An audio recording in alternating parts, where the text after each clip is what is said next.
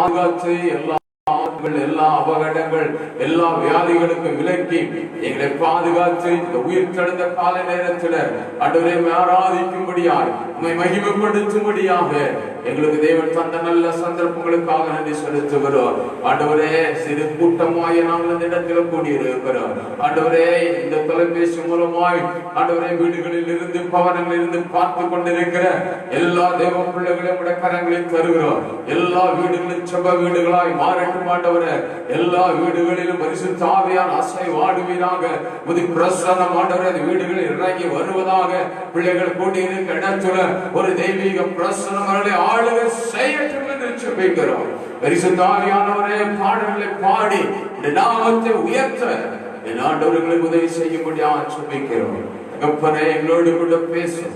எங்களுக்கு வேண்டிய நல்ல பரலோக மன்னாவை இதன் கால வேளையில பரிசுத்த ஆவியானவர் விளம்பி தரும்படியாக ஜெபிக்கிறோம். ஆண்டவரே இதற்கு விரோதமாய் போராடுகிற எல்லா போராட்டங்களையும் இயேசுவின் நாமத்தினாலே அப்புறப்படுத்துகிற தகப்பனே தொடர்ந்து தெய்வீக மகிமைகளை நடத்தும்.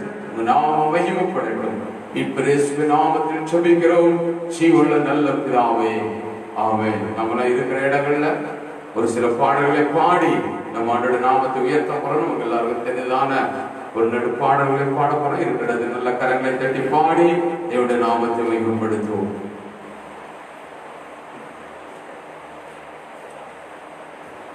ஹல்லேலூயா. என் நம்பிக்கையே உமக்கு ஸ்தோத்திரம், என் புகலிடமே உமக்கு ஸ்தோத்திரம். உம்மைத்தான் நான் நம்பி இருக்கேன். அற்புதங்களை வாழ்க்கையில செய்யுங்க. அந்த பாடலை பாடி ஆண்டவருடைய நாமத்தை மகிமைப்படுத்துகிறோம்.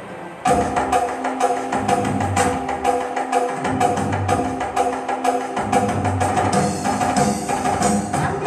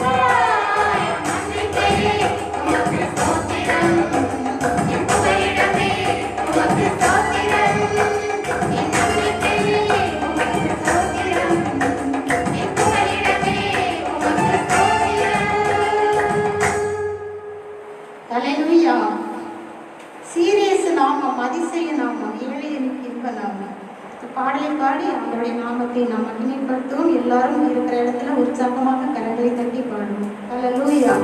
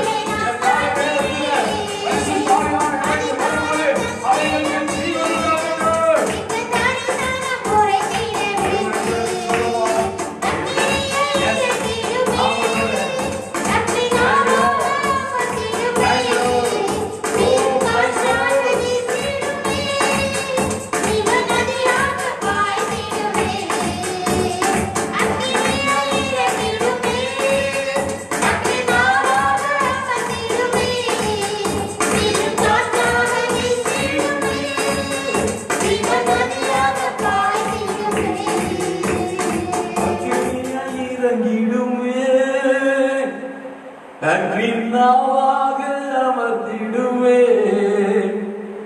இரு காற்றாக வீசிடுவே, ஜீவன் நதியாக பாய்ந்திடுவே. இந்த கால நேரங்களில நாம் இருக்கிற இடங்களில, நமது வீடுகளில இந்த வருஷம் சாமியானவருடைய ஒரு அக்கினி மலை நமது மேல இறங்கி வந்திருக்கிறது. நாம் இருக்கிற இடங்களை கர்த்தர் அவருடைய பரிசுத்தத்தினால, அவருடைய மகிமையினால், அவருடைய பிரசன்னத்தினால தேவன் நிரப்பிக் கொண்டிருக்கிற எல்லா தேவ பிள்ளைகளும் இருக்கிற இடங்களை எல்லாரும் கண்களை மூடி இந்த காலை நேரத்தில் ஒரு அபிஷேகம் மழையை கர்த்தர் மேல பொழிதல் இருக்கிறார். இருக்கிற இடங்கள் கர்மேல் செப வேளையில, கர்மேல் கொடுமுடியில அங்கு ஒரு கையளவு மேகம் எழும்பின போது அது பெரிய மழையை கொண்டு வந்தது. காலை நேரத்தில் என்னை கேட்கிறது, உன் பிள்ளைங்க உன் வீடுகளில் ஒரு கையளவு மேகம் எழுப்பி வரட்டும். அது பெருமழையின் ஆசீர்வாதத்தை இந்த காலை நேரத்தில் கொண்டு வரும். இந்த மாதம் முழுவதும் நம்மளை நடத்தின கர்த்தர், இந்த மாதம் முழுவதும் நம்மளோடு கூட இருந்தவர், தேவைகளை சந்தித்தவர், ஒரு கையளவு வேகமா இருந்துச்சு.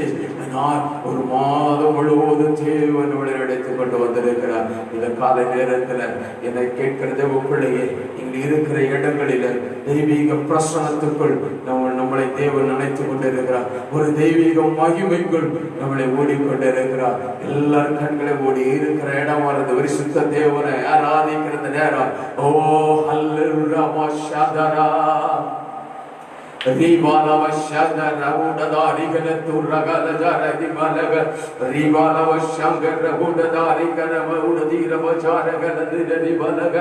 இயேசுவின் அதிகார நாமத்தினால இந்த கால நேரத்தில் இருக்கிற இடங்கள் அசையப்படட்டும்.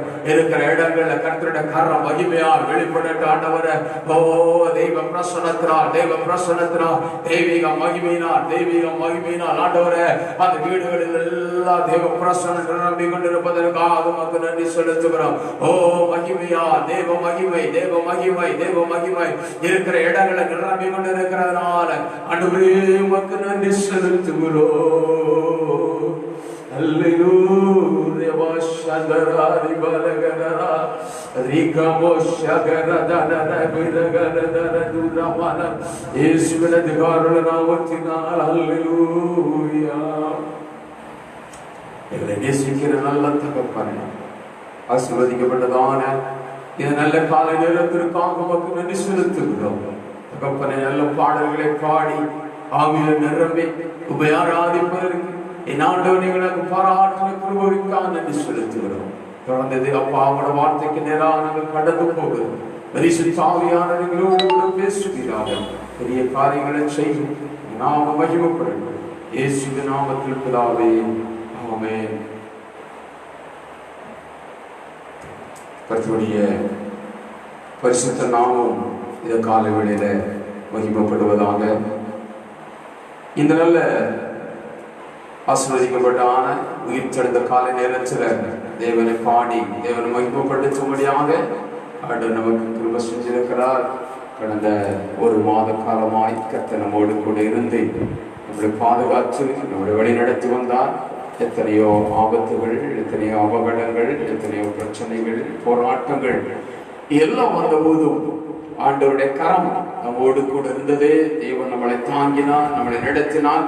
இந்த ஒரு மாதம், மே மாதம் முழுவதும் ஆண்டவர் நம்முடைய தேவைகள் எல்லாம் சந்தித்து இந்த மாதத்தில இந்த கடைசி நாளை கூட காணும்படியாக கர்த்தர் கிருபை பாராட்டி இருக்கிறார். ஆண்டவருக்கு நன்றி சொல்லுவோம். நம்முடைய ஆராதனை வீடுகளிலும் மற்ற இடங்களிலுமா இருந்து நம்மளை கவனித்துக் கொண்டிருக்கிற, பார்த்து கொண்டிருக்கிற எல்லா தேவ பிள்ளைகளுக்காகவும் நான் ஆண்டவருக்கு நன்றி செலுத்துகிறேன். கர்த்தர்களை தொடர்ந்து ஆசீர்வதிப்பாராக. இந்த காலை நேரத்தில் தேவனுடைய வார்த்தைக்கு நேராக நம்ம கடந்து போவோம். ஒருவேளை நமக்கு இந்த கொரோனாவுடைய காலகட்டமாக இருப்பதனால சபைகளில் கூடி நாம் ஒன்று சேர்ந்து தேவன் ஆராதிக்க முடியவில்லை. ஆனாலும் வீடுகளில் இருக்கும் போதே வீடுகளில் அவங்க வீடுகளில் கூடி தேவனை ஆராதிப்பது மிகுந்த சந்தோஷம். 6 நூற்றாண்டில அப்போ அப்போஸ்தலர்கள் இதைத்தான் செய்து வந்தார்கள். ஒவ்வொரு வீடுகளிலும் அவர்கள் கூடி தேவனை மகிமைப்படுத்தினார்கள். அந்த வீடுகள் எல்லாம் ஜெப வீடாக மாறினது. இந்த நாளிலும் கூட நீங்க இருக்கிற உங்க வீடுகள் எல்லாம் ஜெப வீடாக மாறிக்கொண்டிருப்பதனால ஆண்டவருக்கு நன்றி செலுத்துகிறேன். ஆண்டவர் தொடர்ந்து உங்களை ஆசீர்வதிப்பார். வேதத்துக்கு நேராக கடந்து போய் எல்லா தேவர்களும் பக்தியோடு கூட பயத்தோடு கூட ஆண்டோட வார்த்தையை நாம் கேட்போம். தேவன் இந்த மாதத்துல நமக்கு என்ன பேசுகிற மாதத்தின் முடிவில் கர்த்தர் நம்மோடு கூட பேசுகிற காரியத்தை கவனமாக பக்தியோடு கூட இருந்து அவருடைய வார்த்தை கேட்போம். இன்று நான் உங்களோடு கூட பேசுவதற்காக எடுத்துக்கொண்ட தலைப்பு உன்னை காண்கிற தேவன் என்கிற தலைப்புல நான் உங்களோடு கூட நான் பேச விரும்புகிறேன். உன்னை காண்கிற தேவன் அப்படின்னு சொன்னால் உன்னை எல்லா சூழ்நிலையிலும் பார்க்கிற தேவன். நீ எந்த சூழ்நிலையில இருக்கிறாய், எப்படிப்பட்ட நிலைமையில வாழ்ந்து கொண்டு இருக்கிறாய், எந்த மாதிரி உன்னுடைய காரியங்கள் நடந்து கொண்டு இருக்கிறது, நீ எதெல்லாம் செய்து கொண்டிருக்கிறாய், எதெல்லாம் தேவனுக்கு பிரியமாக செய்கிறாய், எதெல்லாம் தேவனுக்கு பிரியமில்லாமல் செய்கிறாய், எவ்வளவு நேரம் தேவனோடு கூட இருக்கிறாய், எவ்வளவு நேரம் தேவனோடு கூட உறவு இல்லாமல் இருக்கிறாய் என்கிற உன்னுடைய முழு சரித்திரத்தையும் கர்த்தர் பார்க்கிறார். அவர் உன்னை காண்கிற தேவனாக இருக்கிறார். அவருக்கு முன்பாக மறைக்கப்பட்டது என்று எதுவும் இல்லை. இந்த கால நேரத்தில் என கேட்கிற தேவ பிள்ளையே, நம்மை பார்க்கிற ஒரு தேவன் உண்டு, நம்மளை காண்கிற ஒரு தேவன் உண்டு, நம்மளை விசாரிக்கிற ஒரு தேவன் உண்டு, நம்மளை மகிமைப்படுத்துகிற ஒரு தேவன் உண்டு. அல்லேலூயா. இந்த காலையில பரிசுத்த ஆவியானவர் நம்மோடு கூட பேசுவார். நம்மை காண்கிற தேவன் எவைகளெல்லாம் எந்த இடத்துலலாம் தேவன் நம்மளை பார்க்கிறார், நம்மளை காண்கிறார் என்று சொல்லி வேதத்தின் அடிப்படையில நாம் பார்க்க போகிறோம், சிந்திக்க போகிறோம். சுருங்கின சில நிமிஷங்கள் மாத்திரம் ஆண்டோட வார்த்தையை உங்களோடு கூட பகிர்ந்து கொள்ள விரும்புகிறேன். அதற்கு ஆதாரமாக வேதத்திலிருந்து ஒரு வசனத்தை வாசிப்போம். யாத்ராகமம் புஸ்தகம் 3வது அதிகாரம் 7வது வசனம். வீடுகளில் இருக்கிறவர்கள் வேத புஸ்தகத்தை திருப்பிக் கொள்ளவும். யாத்ராகமம் புஸ்தகம் 3ஆம் அதிகாரம் 7வது வசனத்தை நாம் வாசிக்க கேட்போம். அப்பொழுது கர்த்தர் எகிப்தில் இருக்கிற என் ஜனத்தின் உபத்திரவத்தை நான் பார்க்கவே பார்த்து ஆளாட்டிகளை நிமித்தம் அவர்கள் இடுகிற கூக்குரலை கேட்டு அவர்கள் படுகிற வேதனைகளையும் அறிந்திருக்கிறேன். போதும். இந்த இடத்துல தேவன் இஸ்ரவேல் ஜனத்தினுடைய காரியங்களை குறித்து சொல்லுகிறார்.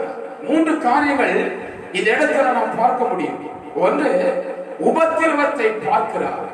2, கூக்குரலை கேட்கிறார். 3, வேதனைகளை அவர் அறிந்திருக்கிறார் என்று சொல்லுகிறார். இந்த காலையில நம்முடைய கூக்குரல்களையும் நம்முடைய உபத்திரவங்களையும் நம்முடைய வேதனைகளையும் பார்க்கிற ஒரு தேவன் உண்டு. அந்த தேவன் நம்மோடு கூட இருப்பதனால என் ஆண்டவருக்கு நன்றி சொல்லுகிறேன். வாசிச்ச வேத பாகத்தில அதனுடைய பின்னணி குறித்து நமக்கு எல்லாருக்கும் தெரியும்.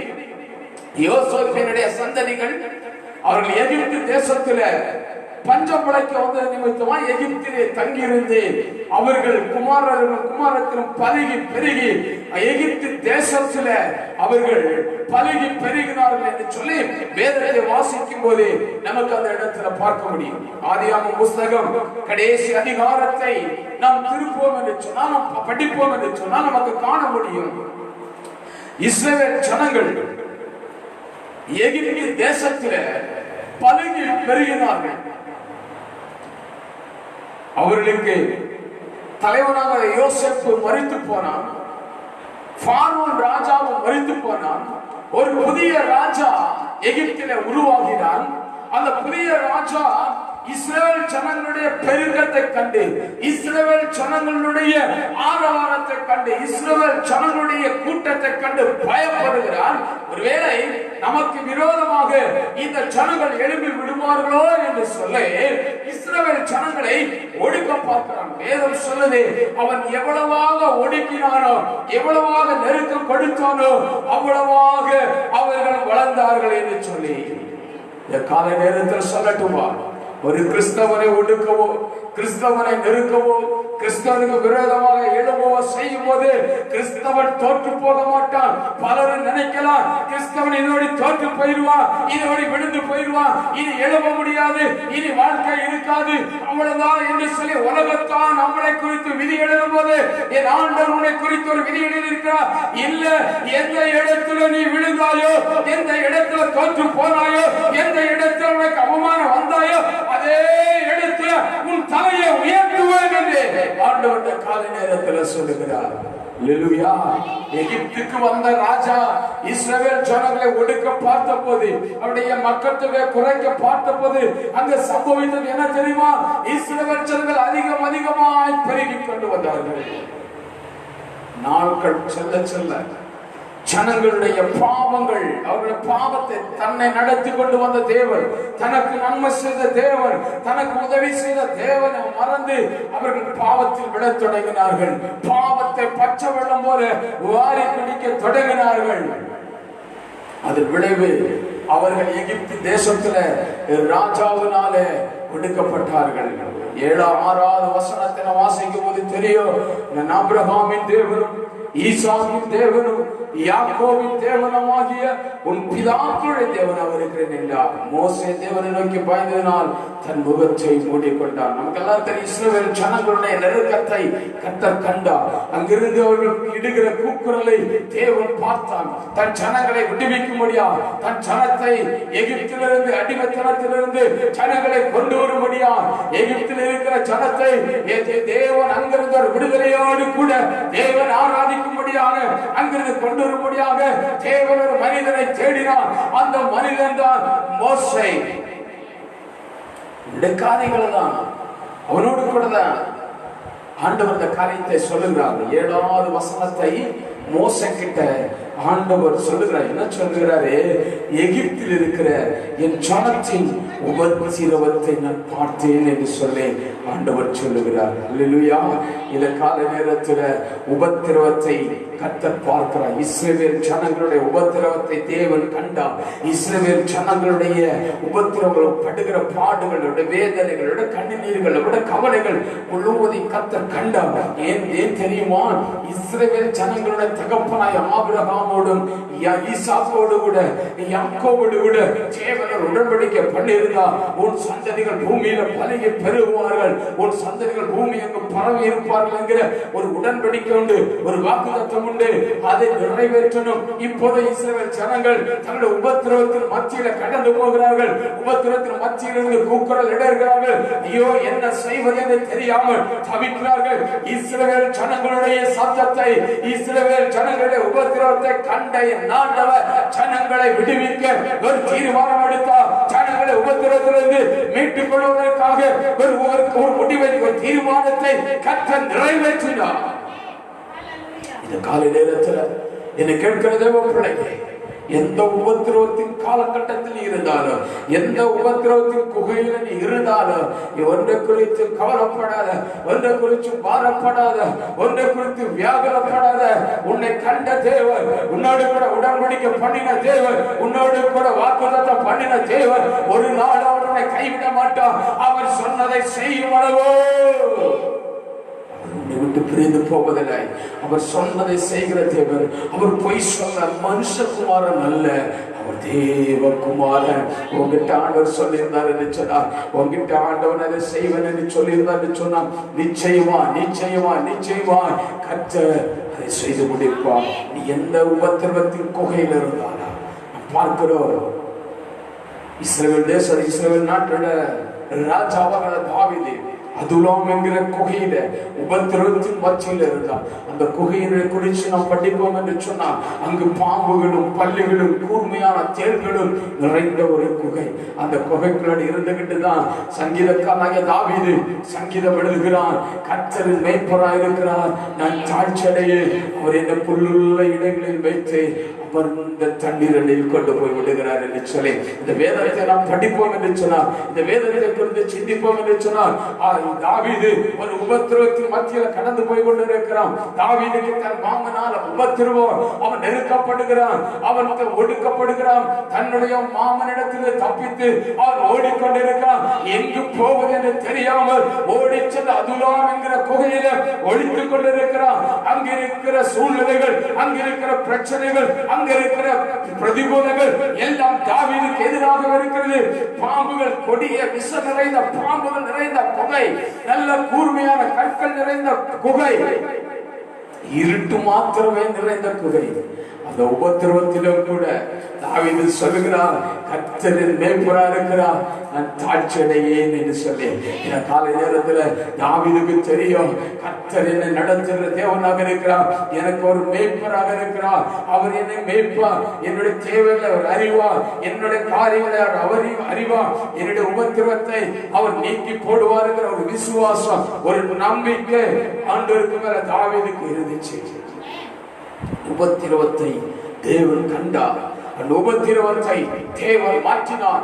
சரித்திரத்தின் நேராக கடந்து வரும்போது சரித்திரத்தை படிக்கும்போது தெரியும், எல்லா உபத்திரவங்களில் இருந்து தாவீதை கர்த்தர் விடுவித்து இஸ்ரவேல் தேசத்துக்கு ராஜாவாய் சமாதானத்தோடு கூட ஆட்சி செய்யும்படியாக கர்த்தர் அவருக்கு கிருபை பாராட்டினார்.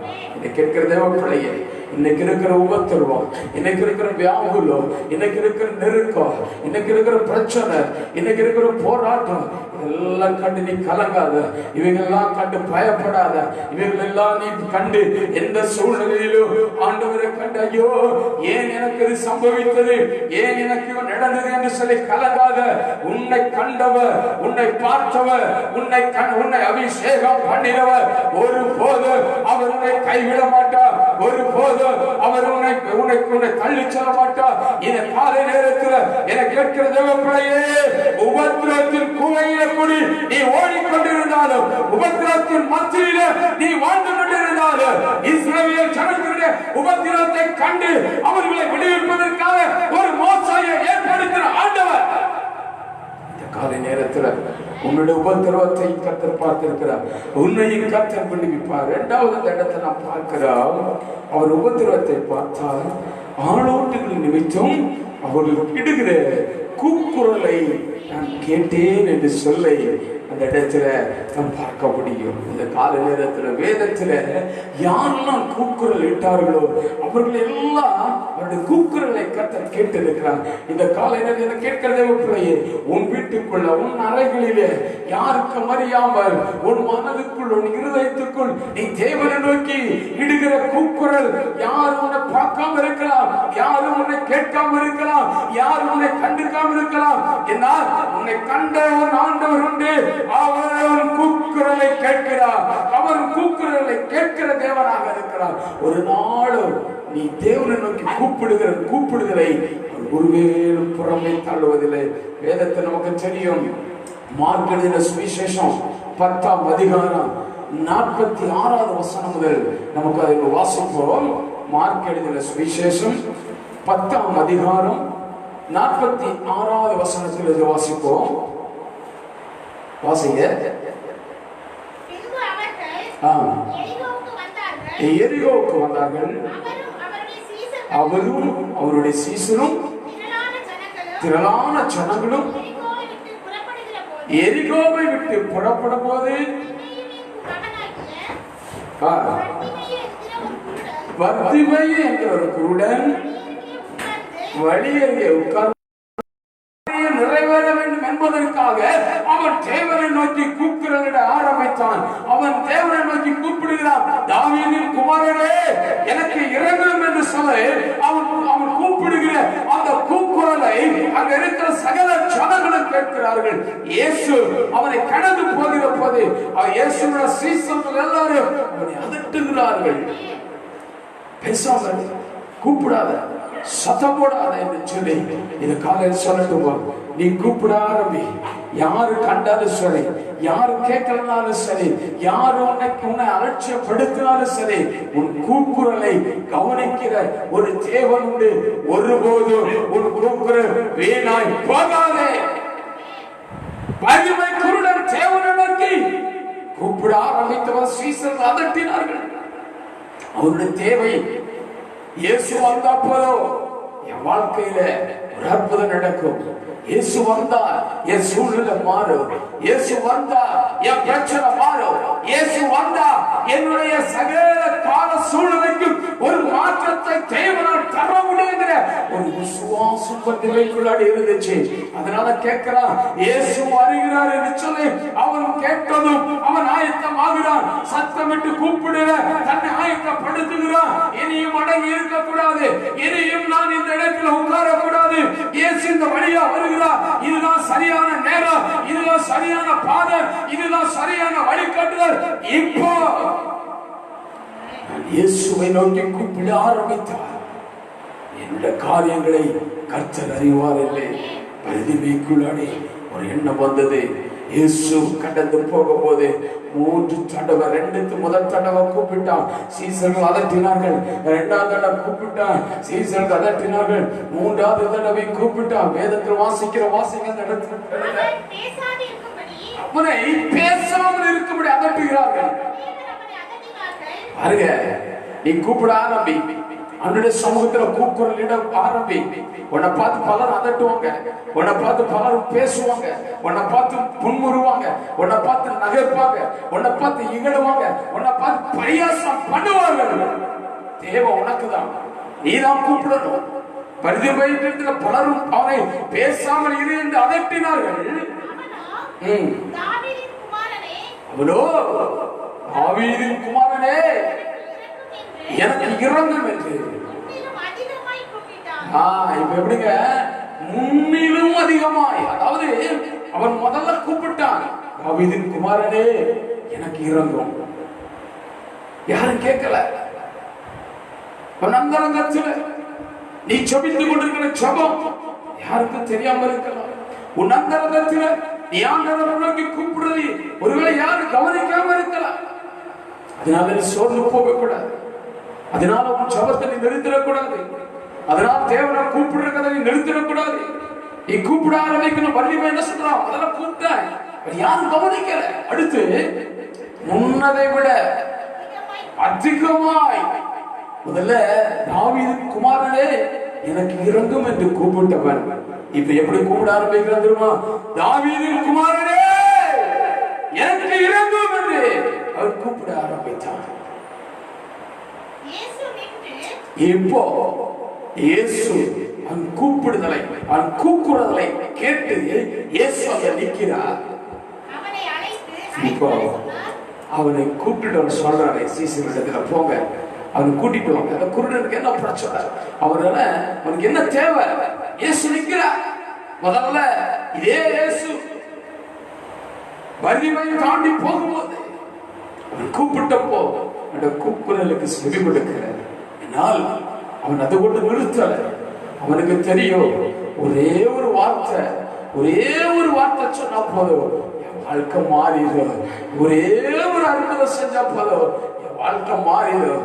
ஒரே ஒரு நன்மை என் வாழ்க்கையில நடந்துடாதா என்று சொல்லி பரிதிமை ஆதங்கத்தோடு கூட இருக்கிறான். அவனுக்கு தெரியும், இந்த உலகத்துல அவனை ரட்சிப்பதற்கு, அவன் சூழ்நிலையை மாற்றுவதற்கு, அவனுடைய காரியத்தின் மேல் ஒரு அற்புதம் நடப்பதற்கு ஒரே ஒரு மனுஷனால மட்டும்தான் முடியும். இயேசுவால மாற்றதான் முடியும். இயேசு இல்லாம என் வாழ்க்கை மாறாதுங்கிற பரிதிமை நன்றாக அறிந்துட்டான். உன் வாழ்க்கை மாறணும், உன் சூழ்நிலை மாறணும், உன் பிரச்சனை மாறணும், உன் போராட்டம் மாறணும், உன் வியாதி மாறணும், உன் பலவீனம் மாறணும்னா அதற்கு ஒரே ஒரு பரிகாரம் என்று சொன்னால் இயேசு மாத்திரமே. வலிமை கூப்பிட ஆரம்பித்த போது முன்னிலும் அதிகமாய் கூப்பிட்டான். இப்ப இயேசு நின்றார். இயேசு சொல்றாரு, அவன் என்னிடத்தில் அழைத்துக் கொண்டு வாருங்கள். வாசிங்க. அவன் என்ன செய்கிறான்? அந்த இடத்தை விட்டு எழும்புகிறான். எழும்பினதும் தன் மேல போட்டு இருக்கிற அந்த அழுக்கான வஸ்திரத்தை தூக்கி எறிகிறான்.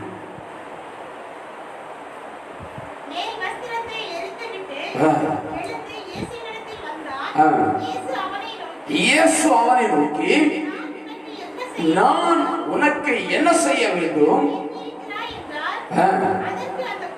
அதற்கு அந்த குருடன், ஒரே நான் பார்வை அடைய வேண்டும் என்றால் இயேசு அவனை நோக்கி நீ போகலாம், விசுவாசம் உன்னை ரட்சித்தது என்றால் பார்வையடைந்து வழியிலே இயேசுவுக்கு பின் சென்றான். பாருங்க, பர்திமேயுடைய வாழ்க்கையில இயேசு வந்த போது, இயேசுவோட வார்த்தை வந்த போது அவருடைய வாழ்க்கை மாறினது. இப்ப என்ன பண்றான்? இயேசுவை அழைச்சிட்டு வர சொன்னப்போ உடனே தேவனுடைய அழைப்பு அவர்களோட வந்தப்போ தன் வஸ்திரத்தை மேல போட்டு இருக்கிற வஸ்திரத்தை தூக்கி தூரம் போடுறான். இனி இந்த வஸ்திரத்தினுடைய தேவையில்லை. இதை கேட்கிற தேவ பிள்ளையே, நீ மூடிக்கிட்டு இருக்கிற உலகம் என்கிற அந்த வஸ்திரத்தை தூக்கி வீசு. அந்த வஸ்திரத்தை நீ தூக்கி வீசும் போதுதான் கர்த்தர் வாழ்க்கையில ஒரு அற்புதத்தை செய்ய முடியும். பர்திமேயுடைய வாழ்க்கையில குருடனாய் பிச்சை எடுத்துக் கொண்டிருந்தவன், அவன் மூடிக்கொண்டிருந்த அழுக்கு பிடிச்ச நாட்கள் பிடிச்ச அந்த போர்வையை தூக்கி வீசினான். இயேசுட போறதுக்கு முன்னாடி எல்லாத்தையும் விட்டுட்டான். எல்லாத்தையும் விட்டுட்டு ஆண்டவர் கிட்ட வந்தாதான் ஆண்டவர் அற்புதம் செய்வார். எல்லாத்தையும் விட்டுட்டு இயேசு கிட்ட வந்தாதான் வாழ்க்கையை மாற்றுவார். எவையெல்லாம் தேவனுக்கு பிரியமில்லையோ, எவையெல்லாம் தேவனுக்கு அசிங்கமோ, எவையெல்லாம் தேவனுடைய பார்வையில அது அசிங்கமாக கருதப்படுகிறதோ அத்தனை காரியத்தையும் விடுறது. எல்லாத்தையும் விட்டா மாத்திரம் தான் நாற்றம் பிடிச்சு கிடக்கிற உலகம், நாற்றம் பிடிச்சு கிடக்கிற சினிமா, நாற்றம் பிடிச்சு கிடக்கிற உலகத்தினுடைய காரியங்கள், உலகத்தினுடைய இச்சைகள், மாம்சத்தினுடைய சிந்தனைகள், மாம்சத்தினுடைய இச்சைகள் எல்லாத்தையும் விடணும். எல்லாத்தையும் தூக்கி வீசி, எல்லாத்தையும் தூக்கி வீசி இயேசு கிட்ட வந்தனா இயேசு உன்னை ரட்சிப்பார்.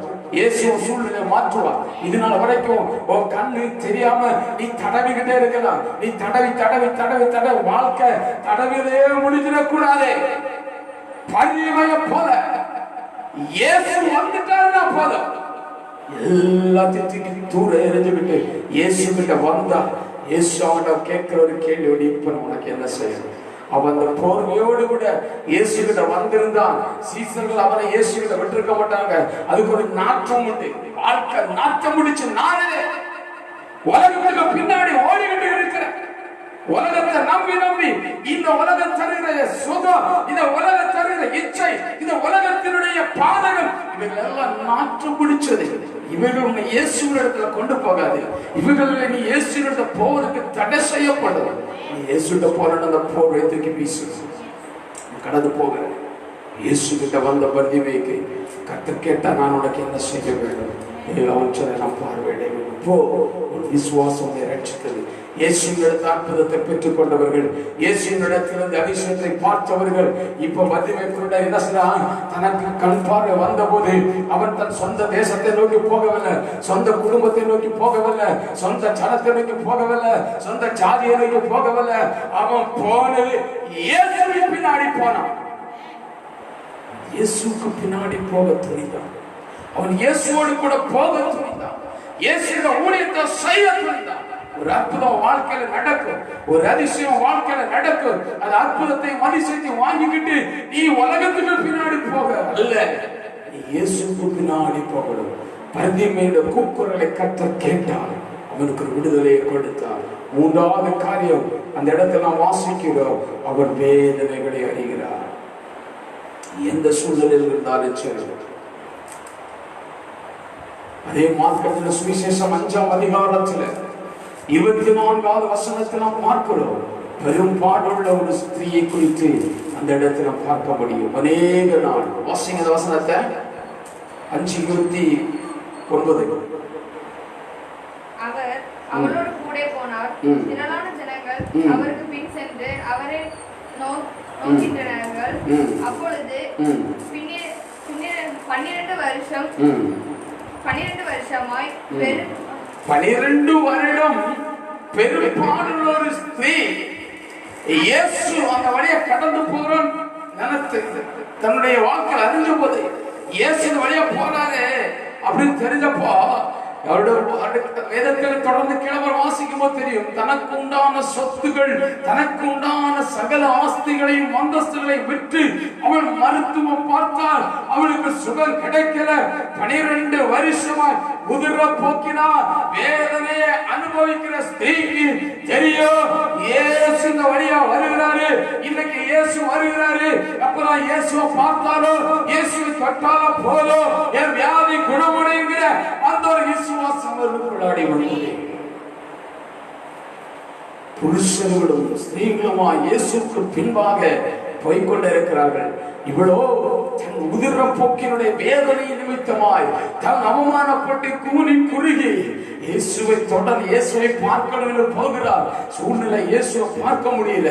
ஆனால் இயேசு தன்னுடைய தோள் மேல போட்டிருந்த அந்த வஸ்திரத்தின் தொங்கலை அவள் தொட ஆரம்பித்த நேரம் இல்லாம நம்முடைய கேட்டுக்குவார். அவள் இயேசுவின் வஸ்திரத்தின் தொங்கலை தொட்ட போது இயேசுவின் சரீரத்திலிருந்து ஒரு வல்லமை புறப்பட்டது. இந்த காலை நேரத்தில் எனக்கு கேட்கிற தேவ பிள்ளையே, இயேசுவின் சரீரத்தில் இயேசுவின் வஸ்திரத்தை தொட்ட போது அந்த பெரும்பாடுள்ள ஸ்திரீ அவருடைய வியாதி, அவருடைய வேதனை அவருடைய குணமானது. அவருடைய பிரச்சனைக்கு ஒரு முடிவு வந்தது. அவருடைய போராட்டத்துக்கு முடிவு வந்தது. அவருடைய அநேக வருடமா அவள் பட்ட வேதனை நீங்கிறது. இயேசுவை தொட்ட, இயேசுவை கூட தொடலங்க, இயேசு வஸ்திரத்தை தொட்ட போது இந்த காலை நேரத்தில் அந்த இயேசுவை நீங்களும் நானும் ஆராதித்துக் கொண்டிருக்கிறோம். அந்த இயேசுவை நீங்களும் நானும் மகிமைப்படுத்திக் கொண்டிருக்கிறோம். அவர் நமக்கு அவர் நன்மையான காரியங்களை செய்து தருவார். அந்த பத்திமை குருடன் இயேசுவனுக்கு கூப்பிட்டான். அவன் கூப்பிடுதலை கேட்டான். இந்த 12 வருஷம் பெரும்பாடுள்ள ஸ்திரீ அவருடைய வேதனை நிமித்தமாய் இயேசுவின் வஸ்திரத்தை தொட்டாள். அவருடைய வேதனை நீங்கிறது. உபத்திரவத்தை பார்க்கிற தேவன், இஸ்ரவேல் ஜனங்களுடைய உபத்திரவத்தை கண்டு எகிப்திலிருந்து இஸ்ரவேல் ஜனங்களை விடுவித்த தேவன்.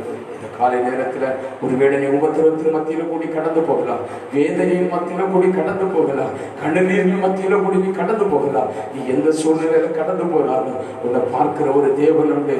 உன் உபத்திரவத்தை பார்க்கிற தேவன், உன் கூக்குரலை கேட்கிற தேவன், உன் வேதனைகளை அறிகிற தேவன் காலை நேரத்தில் நம்மோடு கூட இருக்கிறார். எத்தனை பேருக்கு சொல்ல முடியும், என் உபத்திரவத்தை என் தேவன் பார்க்கிறார், என் கண்ணீரை என் தேவன் பார்க்கிறார், என் வேதனை என் தேவன் அறிகிறார், என்னுடைய சகல காரியங்களின் கூக்குரலை கர்த்தர் கேட்கிறார். ஒரு நிமிஷம் இடத்துல கண்களை மூடுவோமா?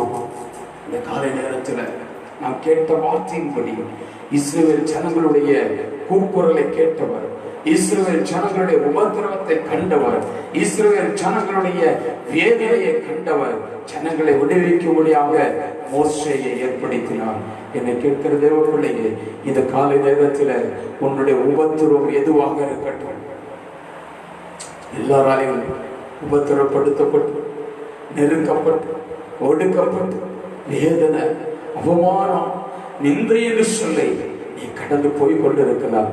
இந்த காலையில அவியானவர் சொல்றாரு, உன் உபத்திரவத்தை நான் கண்டிருக்கிறேன், உன் உபத்திரவத்தை நான் பார்த்திருக்கிறேன், உன் உபத்திரவத்தின் மத்தியில நான் வந்து உன்னை விடுவிப்பேன் என்று சொல்லி ஆண்டவர் இந்த காலை நேரத்தில் சொல்கிறார்.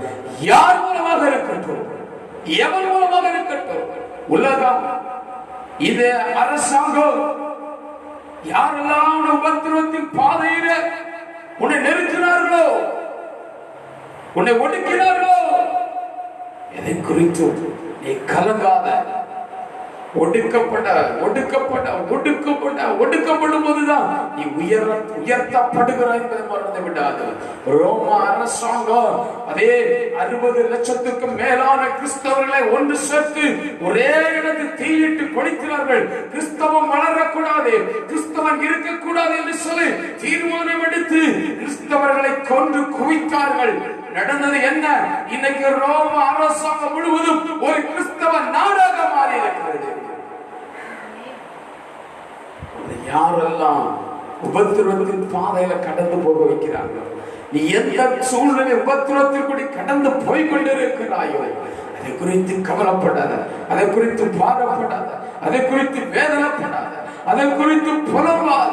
உபத்திரவங்களை கர்த்தர் பார்த்திருக்கிறார். அவர் சொல்ல, நான் உன்னை காண்கிற தேவன், உன் உபத்திரவத்தை கண்ட தேவன், உன் கூக்குரலை கண்ட தேவன், உன் வேதனைகளை கண்ட தேவன், நான் உன்னை காண்கிற தேவன். இந்த காலை நேரத்தில் உபத்திரவங்கள் எதுவாக இருக்கட்டும் ஆண்டோட சமூகத்தில் அர்ப்பணித்துக் கொள்ள. உன் கூக்குரல் மனுஷர்கள் கூக்குரலை கேட்காம போயிடலாம்.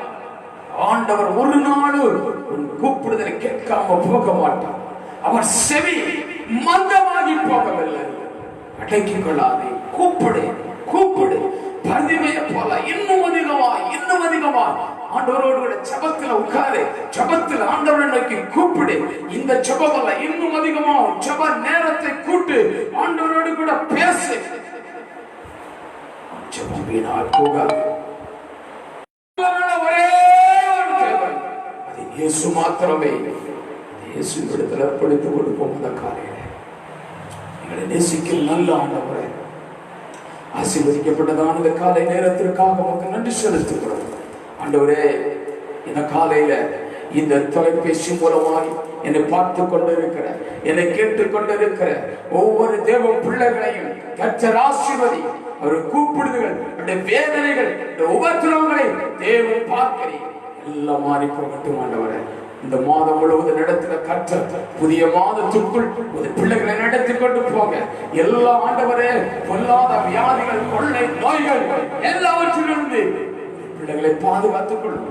தொடர்ந்து பெரிய காரியங்களை செய்யும். நாம் மகிமைப்படட்டும்.